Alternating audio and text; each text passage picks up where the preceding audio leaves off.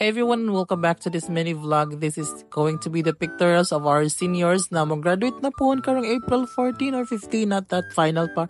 And this is Iskania, no? Obviously, he's wearing a police officer uniform. And next we have Louis, and he's wearing puti na kalo.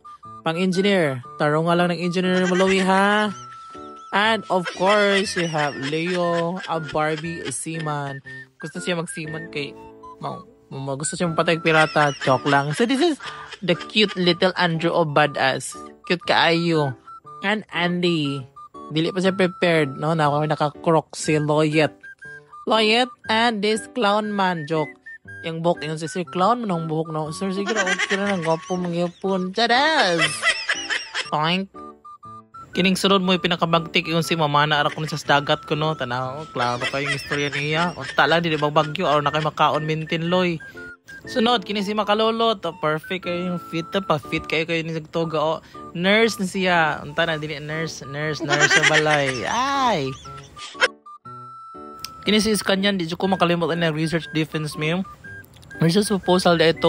Kung tana ko kasi nag-story anak, review of literature. O, nasa istorya na rin. Alak ko. Ang research ko na rin nakagraduate ko.